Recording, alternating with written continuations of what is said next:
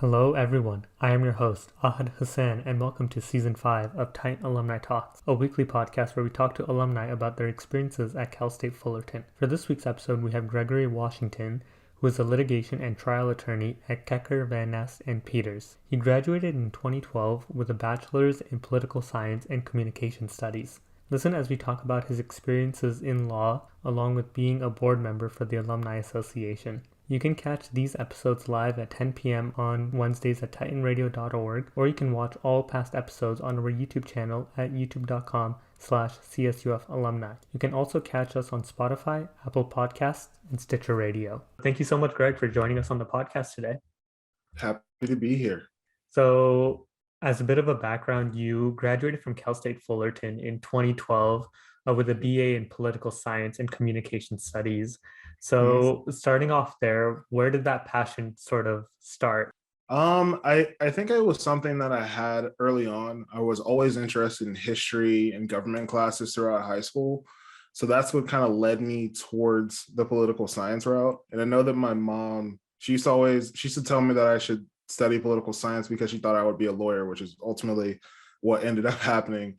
But, I wasn't quite as sure she was, but I knew I was interested in the subject matter. So that's what took me to political science. And then once I got to Cal State Fullerton, I took a wide range of GE classes, and I really like communication studies. So learning about how people communicate, what's most effective through organizations or in interpersonal settings, that was just something that I thought was fascinating. So I added that on after my second year at Cal State Fullerton. Political science and communication studies are sort of two separate things then. Yeah, they're two separate disciplines, but both of them are sort of like crucial to what I do now, which is I'm a lawyer. I do litigation and trial work, so understanding backgrounds in government, different types of philosophies that go into making laws, and then also understanding how to communicate that to different groups of people. Those are skills that I kind of take with me, but both of those are kind of separate things. And I think when I was in college, I was trying to find ways to learn about different things that I was interested in. I didn't want to just be, kind of one note with my education. So that's what drove me to add a second major. So to become a lawyer, you have to go to law school. And is it necessary to major in these sort of fields, or is it something that you can kind of get into later on? Let's say if you're majoring in medicine through your undergrad, but at the last moment you decide to change your mind and go into law school. Does it kind of hurt you if you're not focused in political science and communications in your undergrad? No, not at all. I know a ton of people who, they might have studied like electrical engineering or, kinesiology and ultimately ended up going to law school. And it's one of those disciplines where like you don't really start to learn how to think and understand what it's like to be a lawyer until you go to law school. So before then, everybody else is just trying to essentially like find things that they're interested in or things that they're passionate about. But once you go to law school, you kind of like wipe the slate clean and you're almost learning like a different language and a different style of communication that kind of puts everybody else back to square one. So while I studied poli-sci in undergrad, that didn't necessarily give me like a perfect primer for going to law school. Like I know a ton of folks who were psych majors or philosophy majors, and they do well in law school. And people from, business, it really is one of those professions where you just have to be really intellectually curious. And that's kind of what gets you through it, not necessarily that you come with a certain background for a subject matter. So let's say you are in high school and you do get this idea that you do want to be a lawyer later on. You sort of have 4 years to sort of major or like explore whatever you want instead of, let's say, like you were trying to major in math or computer science. You do have to take those 4 years initially before any higher education comes beyond that, which I kind of find interesting. Yeah, it's definitely a unique thing. It's not like medical school where like you have to have some like biology and chemistry, like you have to have certain classes as prereqs. With the law, like you can really come from any background. Like you can come straight out of like working at a museum and go directly into law school. Like it's totally common. So for law school, in order to get in, you have to take the LSAT. So that is kind of its own can of worms I've kind of tried to block out. but the LSAT is it's not it's not like other tests where like there's a certain like skill set that you build over time. It really is its own kind of like logical and reading comprehension type of test. And you don't have to have a background, and like the topics there are just like wide ranging, and they're trying to test kind of how you logically reason through things and how you break down complex problems, which is like the precursor to what you're doing in law school. It's a whole thing that, you know, was a very dark period that happened for me during my senior year and like year after I graduated from college. I see. So is this something that school doesn't really prepare you for that? I guess that there are classes that you might be able to take, but it's not that, like the university says, okay, you have to take the LSAT. These are classes that will prepare you for that. It's more sort of self-study. Yeah, it's a lot of self-study. I think if there are certain things you can do to prepare for it, like, if you read like academic articles or, something with like a discrete idea that they're really discussing and trying to understand the logic that people have, what arguments they're trying to make, and ultimately like what they're trying to bring to the table in that piece. If you can do that, that's something that's easily transferable to taking the LSAT. But you can do that, while reading through like the New York Times or like the LA Times, something like that. You could just like take an article and try to break it down. And that's something that'll transfer directly to the LSAT. But there's no like undergrad class that's really going to prep you for that test. And then when going through law school, when is it like the position where you sort of have to decide what you want to focus or emphasize on? So I think the first point where you have to make the decision of kind of like what lane you want to go in is after your first year. You have either on-campus interviews or what's called like a fall interview type program. And that's essentially where you go through the interview process for going to law firms, in-house jobs at companies, or public interest work. So you have like this time where like everybody in your class is frantically going from interview to interview and like dropping in a class and leaving early, and everybody's wearing a suit. And you kind of go through the process of figuring out and talking through with professionals in the field, like what kind of law you want to practice. So that's where folks kind of pick, I want to do transactional work. I'm not really a litigator, or I want to do litigation, but I want to do criminal work. So I'm going to go become a public defender. So that's kind of the time. And there are people that come into law school with like a clear eye on what they want to do. I wasn't one of those people, so I kind of figured it out along the way. But that's where people start the interview process, and they kind of figure out what lane they want to go in. So it comes after your first year. And then after that, the cool thing about law school is your core curriculum is kind of all within that first year. So at your second and third year, as long as you get the number of units that you need and you have like certain classes in certain areas, you can take whatever you want and you can kind of pursue your interest in. So what kind of happens if you do want to change your focus? Because I know in undergrad, you kind of have sort of an unlimited time. Let's say you finish 3 years of college, but you decide that major isn't for you. You can take those extra two or 3 years to finish your degree in something else. So is that similar to what happens in law school? It's kind of similar in that you can change paths while you're in law school. So like when you work after the summer of your second year, like after that, you get a chance to work places, and you can try different kinds of assignments. If you work at like say a law firm that has a transactional practice and also a litigation practice, you can do both. And you can kind of test those out, see how you feel about it. And then also something that's sort of unique about the legal profession is I know people who got into like they took the bar, they got into practice, and after a couple of years, they were like, you know what, this type of law isn't for me. I'm going to do something else. And because you have like the training and sort of like the pedigree to pick up new things, because that's ultimately what law school teaches you, is like how to learn new things and be competent and confident in presenting about them. You can transition to doing a different kind of legal work. So I know folks who like transition to work litigation and transactional, or decided like, hey, I want to do criminal law. And then they just started working on it, and they have the opportunity to do that. So it's nowhere near as compact as undergrad, where you have like 4 or 5 years to figure it out. You can kind of like see where your career takes you and then go with it. So again, it's more of that self-study and picking stuff up on your own to make those transitions and learning about new things. Exactly. Mhm. I was going to say, you have to kind of be a lifelong student to go through the legal profession.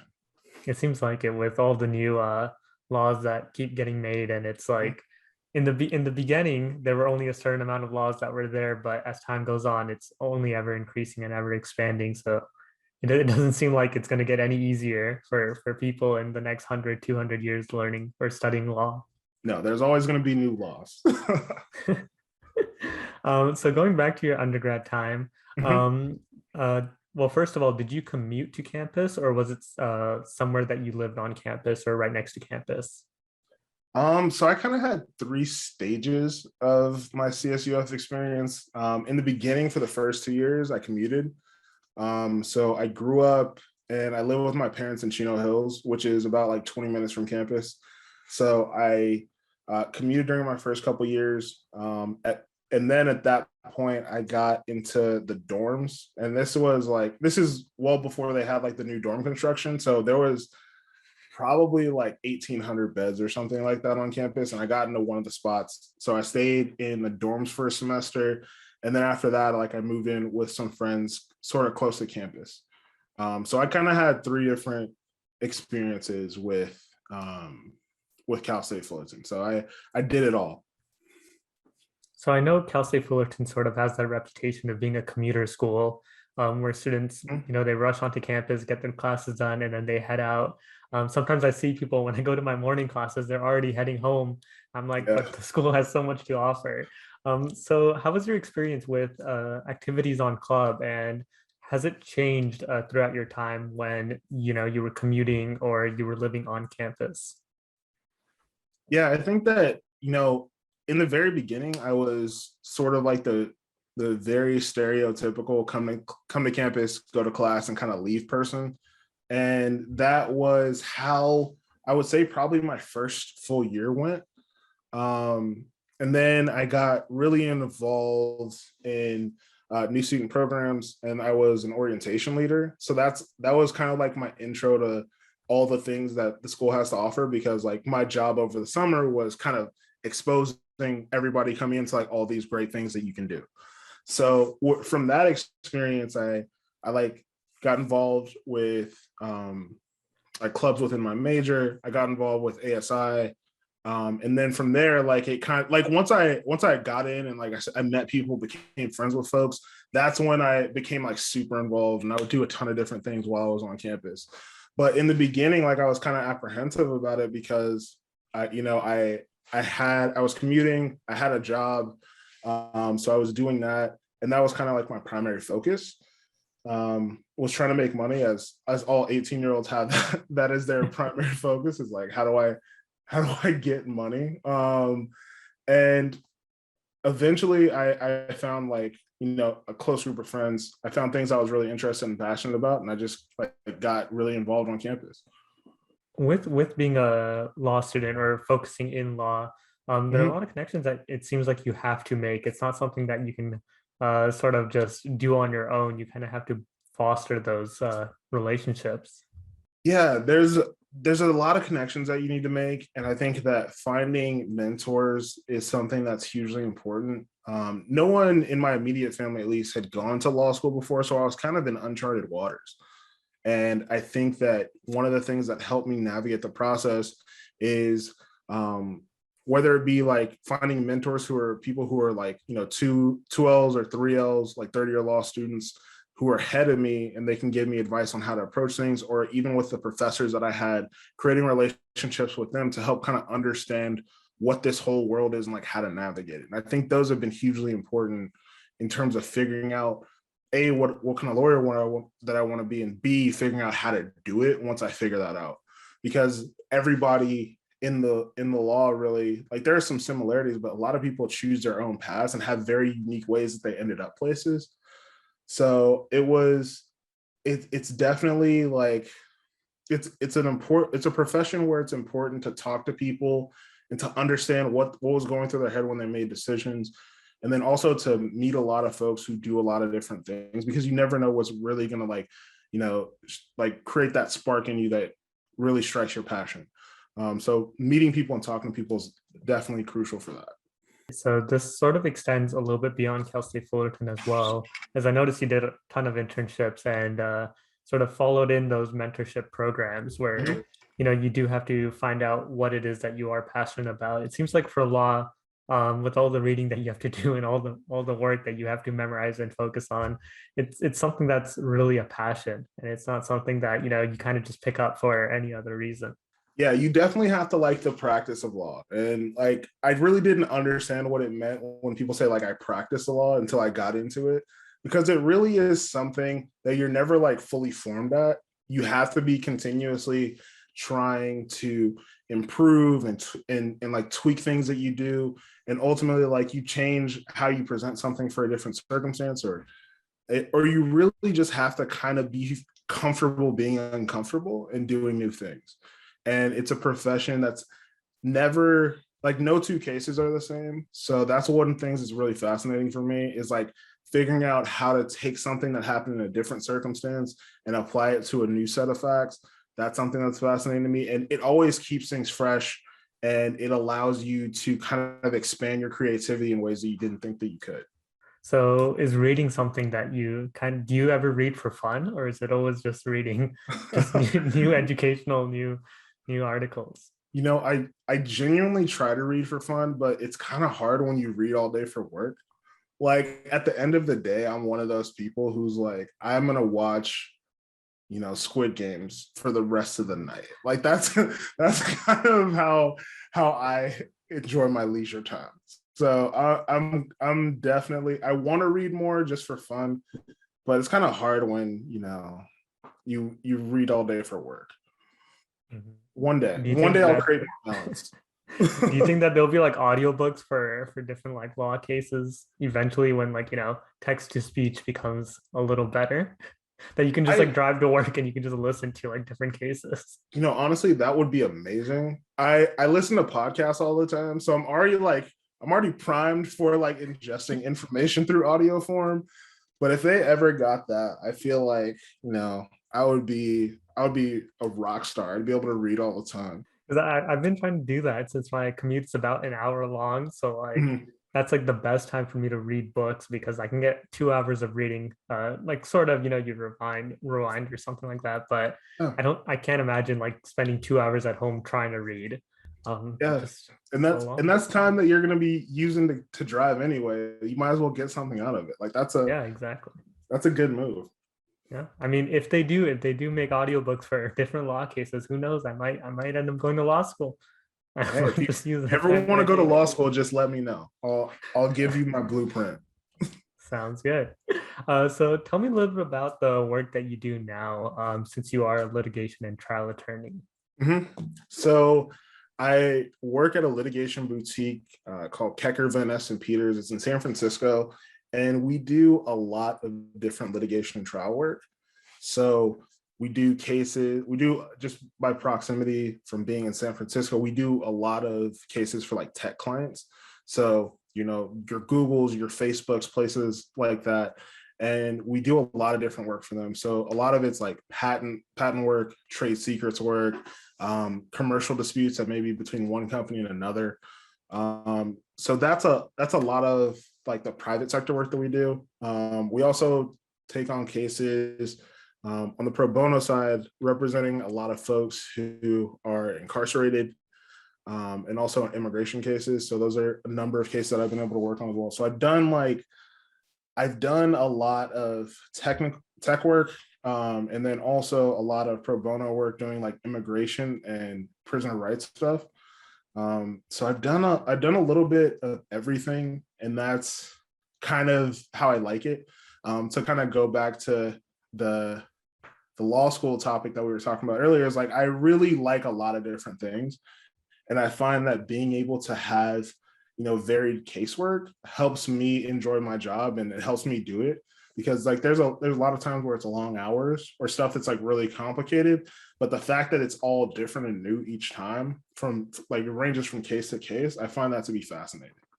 So it helps me kind of to go through the practice of law. I see. And just to like preface like what everything like we just said, Yeah. So what does a litigation and trial attorney sort of mean? It means a lot of things, and it depends on the case. So like there's some cases where like I'll represent, say, a CEO who is in a dispute with a board member, or I could like a small startup type situation. You could represent them in the litigation, and hopefully sometimes it's pre-litigation. You don't even want there to be a lawsuit. You want to find a way to resolve it before that. So sometimes that's a role that I'll have. Other times we'll come in after a lawsuit's already been filed, or we'll be the ones that file the lawsuit, on behalf of like a small business owner or somebody who feels like their company's wronged them in the past. We'll file the lawsuit on their behalf. And then we'll be on that side of the fence. And other times we're brought in by companies or by individuals who are being sued to represent them and defend them in court. So it really is a wide range of like what you're doing. And then at each stage, whether it be like before the case is filed, after it's filed, or even at trial, your role is kind of different. So like if you get a case where you don't want a lawsuit to be filed, you're going to be trying to create compromise and create consensus and find a path forward that gives both parties something that they want. If you're in the middle of a case and the two sides are definitely dug into their trenches and they're trying to they each want to advocate for their side of the argument, you might be in a very different posture where you're trying to create like the best legal argument and outcome you can for your client, and that's all that matters. So it kind of just depends on the timeline of a case, but you wear a lot of different hats, which is what I enjoy, because litigation can take place in like any sort of setting. In routes, like let's say you pass the bar, you're officially a lawyer now. Do you head with a company or do you head with a solo practice?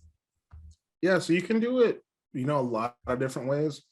I think that one of the things that people probably don't understand about lawyers is like the vast majority of lawyers are in like solo and small practices where it's like, you and maybe like 5 or 6 lawyers, a couple paralegals, and like, some legal assistants, and that's your entire practice. And there are sort of firms like I work at where we have like over 100 lawyers, and like we have, a commensurate amount of like paralegals and legal secretary. Like we have a pretty big shop for San Francisco, but we only have one office. So that's a little different than like certain firms where, you have offices in Asia, in Europe, and also New York, DC, LA. So all of those are like different practices, but like the vast majority of folks who practice law are doing it on a more local level. So, they might be just down the street from campus and they take any person, or they take cases from folks who are in the neighborhood and who come to their office and have like discrete problems. So it really is, it really can run the gamut. I know some folks that have like spun out and done their own thing, and I definitely respect it. I don't know if I'm at that point yet to where I'd want to strike out on my own, but I respect them for wanting to do that. It's a very entrepreneurial thing where like people, they have like a Washington law, and then they just take whatever cases come in, and it's a very unique experience, and it's very different than sort of what I do, which is like the firm has relationships with the clients and that kind of generates the work. So it's a little different, but yeah, I haven't actually thought about that one too much, but it seems like a cool path. So there are kind of like benefits and downsides to doing that. Like you said, it's more of an entrepreneurial type of thing where it seems like it's a lot more work and you're kind of like the head of it. You have you kind of have to depend on yourself. No one can kind of bail you out or provide anything for you. Exactly. Like you're relying on yourself to to make payroll, to keep the lights on, to make sure you have like a steady stream of cases, that you can have revenue on consistently. Like there's a lot of considerations with that, and it's a fascinating aspect of the law that so many folks do that. Mm-hmm. And let's say for someone who's like a client, is there any benefit with going with like a local law professional instead of with a bigger company? Would it just be cheaper, or are there like any other things to consider? I think it depends on the situation. There are some things that are like a super local matter where having that sort of institutional knowledge from someone who's in that courthouse every day is invaluable. And then there could be like cost considerations about like how much they value the case, and how much resources they want to invest into it. And that's another aspect too, is like when you're talking about the law and like especially on the private practice side of it, uh, there's costs that come along with it. So companies know that they're going to have to spend like X amount of dollars in order to win this case, and they may think to themselves like, hey, it might be easier to hire somebody local and just try to settle this. Or if they think that it's something like they need to hold the line here, because if they don't do that, then that could affect other aspects of their business and that can cost more down the line. So like there's a ton of different considerations that go into these types of things. Let's talk about judges. So how does Right. one like become a judge? Is that something that also follows the law path and something like people aspire to be, or are they kind Mhm. of two separate things in different timelines where it's not that like everyone in law just wants to become a Yeah. judge? Cool.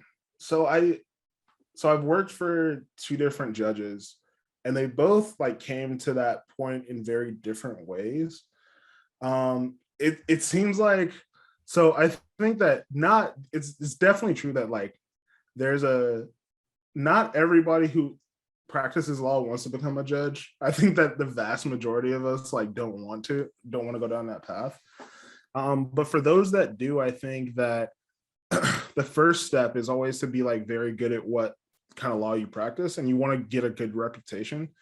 And that's ultimately like the bedrock of doing these sorts of things. It's making sure that you have a strong reputation among the bar, and that when people know you, even if they've gone against you and had like heated battles with you, that you're still well respected and you treat people with dignity and respect. Like that's a huge thing that I think is definitely a necessary thing to be a judge. And then from there, it's a lot of it is networking um, and knowing the people in your state that are making those types of decisions. So, like, if you want to become a federal judge, you generally have to know someone who has a relationship with the senators in your state, right? Because those are the people who make recommendations to the White House.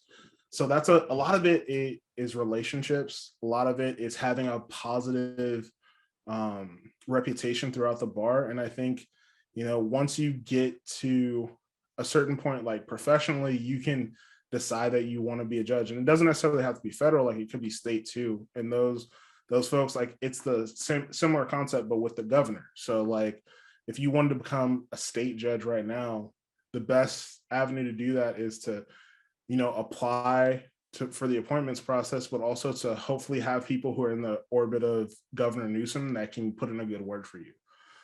So a lot of it is networking and professional reputation. I see. So it's still along the lines of the same work that is being done, but you also need to have a passion for that and make those connections. But it's not like everyone is like you're competing with like every other lawyer to try and become a judge. It's just a select few who want to earn that position. Yeah, it's a select few that are in the position that, there are some that like have wanted to be judges their entire lives. And then there are others who like maybe someone sees something in them that they might not see in themselves, and they say, hey, have you ever thought about being a judge? You should try to apply. So there's a number of different pathways to get to that point. I have not started to think about that sort of thing quite yet. So I don't have all the answers on that front, but I know that there's a ton of different paths that folks can take, and that if someone's really interested and passionate about it, they can definitely find a way to do it. So you also mentioned the type of work that paralegals do, that Mhm. some law firms have that. So that's sort of like the work that you do while you're in law school. You are a paralegal at that point, right? No. So paralegals, you don't have to go to law school to be a paralegal. Okay. So a lot of times paralegals are actually people who coming out of undergrad and who might have an interest in going to law school. So I have a lot of close friends who did that, where they graduated and then they took, 2 to 4 years usually and worked as a paralegal before applying to law school. to see if that's something that they wanted to do. Because when you're a paralegal, you're not like doing the exact same work, but you're working, shoulder to shoulder with folks as they're doing the like engaging in the practice of law. So you see it firsthand and you kind of get a sense of whether or not you like it.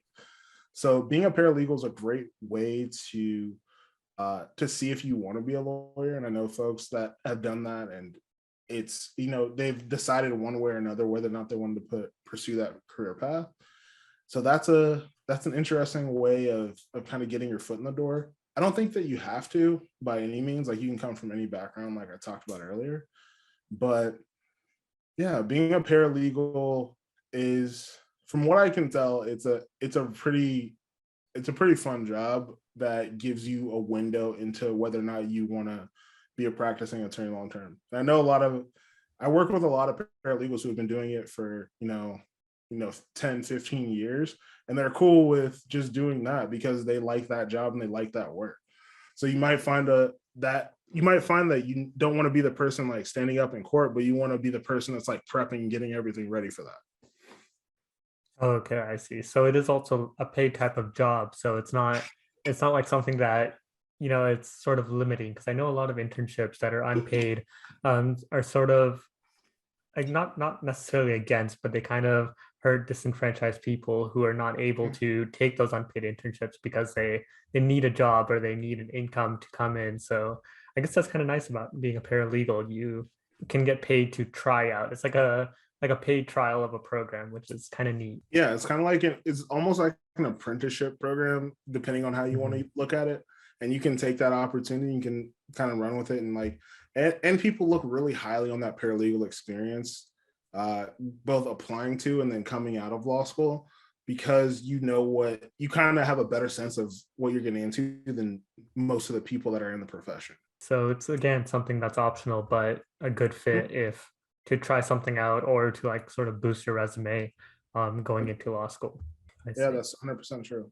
So whenever you're ready, we can get started with the quickfire questions. Ready when you are. Awesome. So the first one being dog or cat? Dog. Apple Music or Spotify? Spotify. Fall, winter, spring, or summer? Summer. Outdoors or indoors? I would go outdoors. Windows or Mac? Mac. So the last question is, what language, if you could like learn a new language right now, what would it be? Probably Mandarin. I just think it would be cool.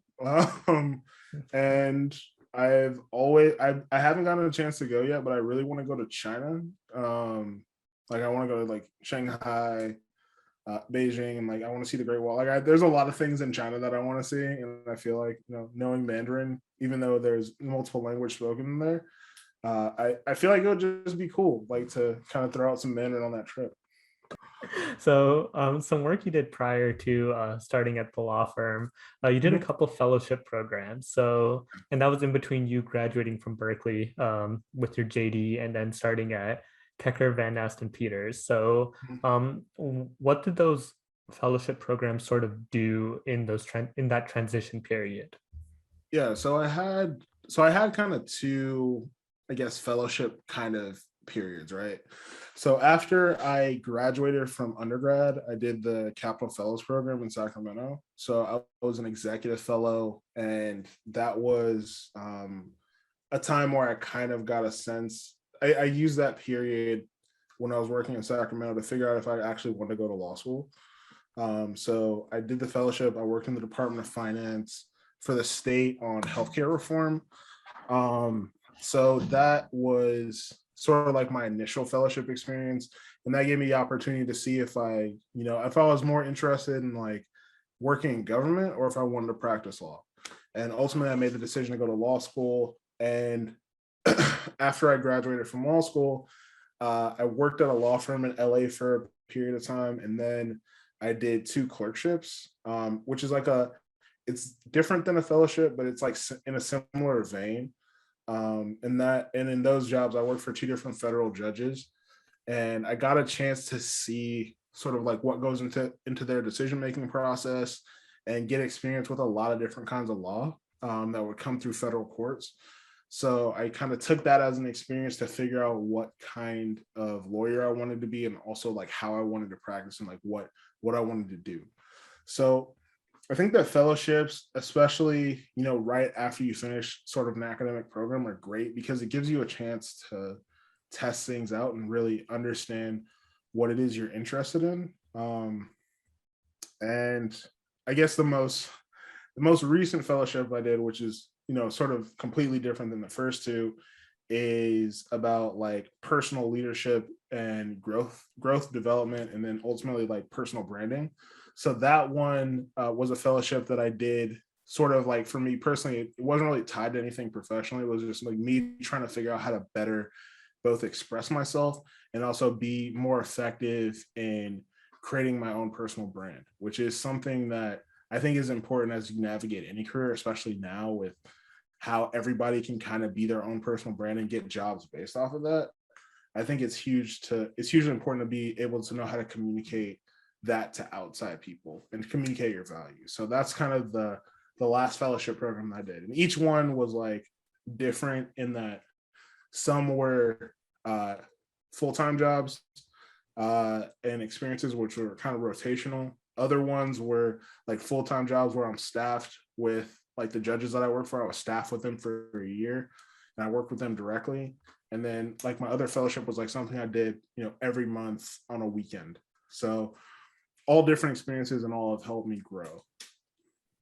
I see. So it's something that can be an intermediary between your undergrad and law school, and it's also something you can do afterwards. So it kind of does. So it seems like law has a lot of ways where you can have those experiences to make sure that law is the field that you want to go in. Yeah. Through, I guess, like clerkships, fellowships. I also think it's important for folks, especially as you're trying to navigate your career, to try to find opportunities to test things out. So that could be through like a fellowship that you get after you graduate.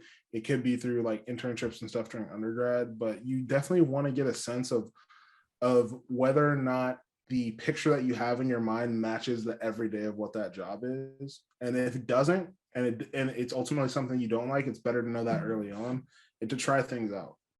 Like I worked like during undergrad, like I interned at, a few different legislative offices.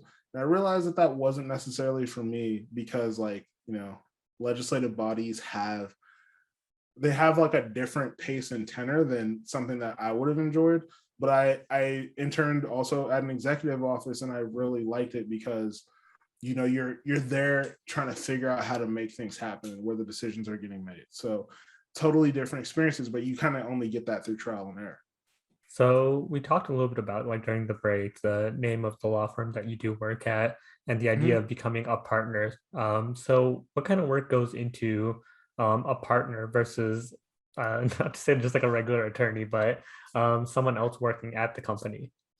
Yeah. So I think with becoming a partner, you kind of have, there's two big ways that I think it changes your job. Like all the, the stand-up opportunities that you get where you're like in court, where, you're still writing, you're still arguing things, and you still have like the core elements of being an attorney.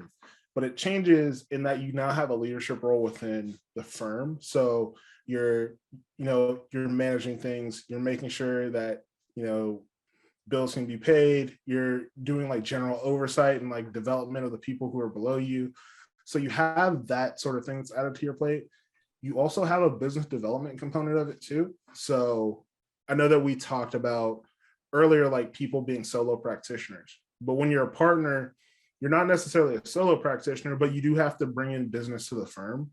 So you have to like do a lot of business development, manage client relationships and bring in work to the firm, like bring in new cases, bring in new relationships. So your orientation goes from like focusing on making sure that the best arguments and positions are staked out in individual cases to then sort of changing your orientation of doing that, but also like bring in new cases to make sure that in like 6 months, 12 months, 24 months, the firm still has cases that are coming in and you still have business that you can generate. So you kind of have a little bit more on your plate as a partner.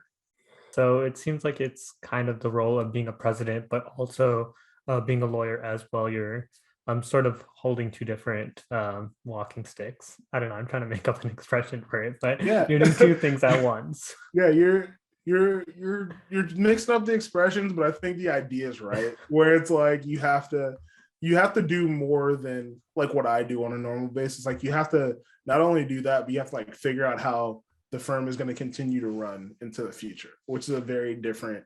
That's not something that I think about on an everyday basis as a more junior attorney. So you also do some sort of voluntary experience, and I guess Mhm. like your most recent one of them being is a board member for the Alumni Association. So why is it kind of necessary for you to come back almost a decade after you graduated from Cal State Fullerton to sort of say, here, I'm back and I want to give back to the university? Well, I realized, especially as I got further away from graduation, that Cal State Fullerton was a very important part of my development personally, and also uh, like in terms of like formative years in shaping who I am as a person now. That was hugely important to that.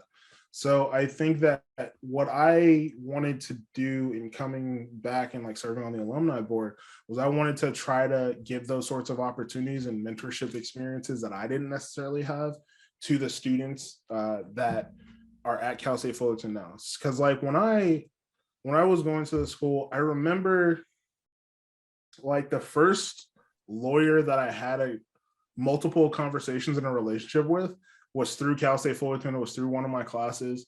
Like he like taught a class at the school. So like and it felt so foreign and it felt so inaccessible before that. But once I was able to talk to him and like have that relationship, it was like, oh, this is something that I may be able to do. Like he seems like a normal person. Like he's older than me and much more polished, but I could see myself doing that.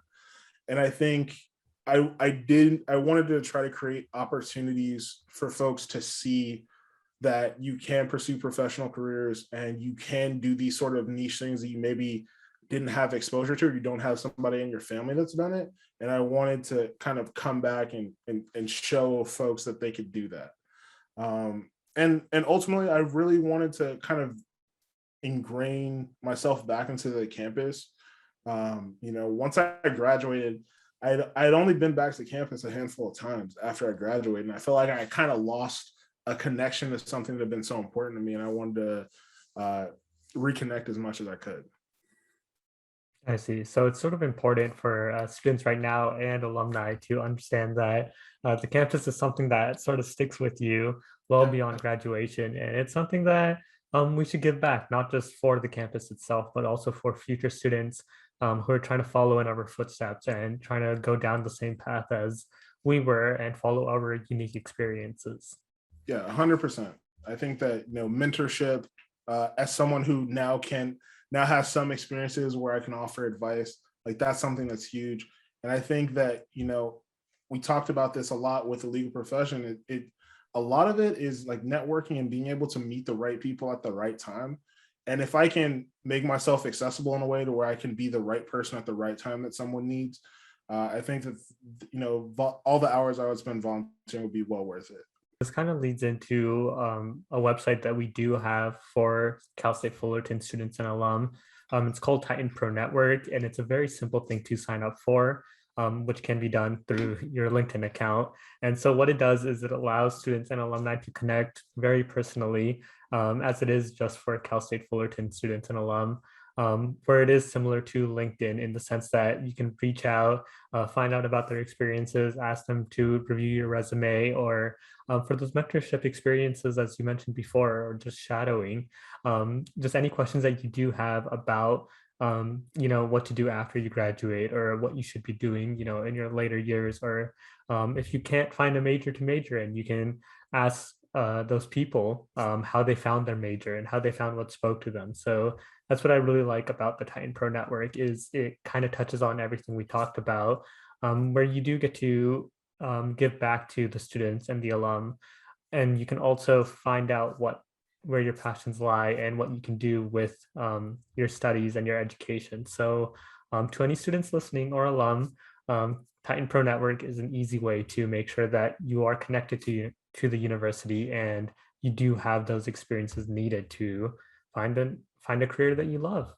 But yeah, just to end off, I just want to know any like quick bits of advice that you have for Cal State Fullerton students, like anyone who's about to graduate. For the folks who are about to graduate, um, always remember that you're kind of like a lifelong student, and in any sort of career or personal development that you're going to have, you're going to be constantly learning, you're going to be constantly reinventing yourself, and the person that you are now is going to be very different than the person that you are in like 10, 20, 30 years down the road. And to just be